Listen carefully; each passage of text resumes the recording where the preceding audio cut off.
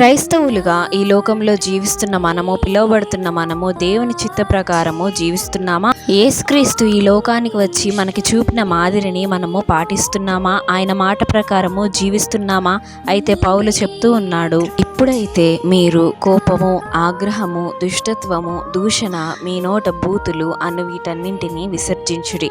ఒకనితో ఒకడు అబద్ధమాడకుడి. ఏలయనగా ప్రాచీన స్వభావమును లేదా ప్రాచీన పురుషుని దాని క్రియలతో కూడా మీరు పరిత్యజించి జ్ఞానము కలుగు నిమిత్తము దానిని సృష్టించిన వాని పోలిక చొప్పున నూతనపరచబడుచున్న నవీన స్వభావమును ధరించుకొని ఉన్నారు.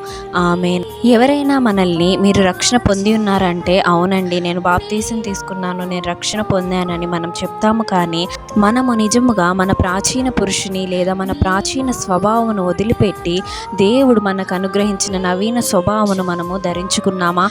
అయితే క్రైస్తవులమైన మన నోట్లో నుండి ఎప్పుడు కూడా నోరు తెరిస్తే బూతులు వస్తున్నాయా? ఎవరైనా మనల్ని దూషించినప్పుడు మనము వారికి బూతులతో సమాధానం చెప్తూ ఉన్నామా? కోపముతో, ఆగ్రహముతో సమాధానం చెప్తున్నామా?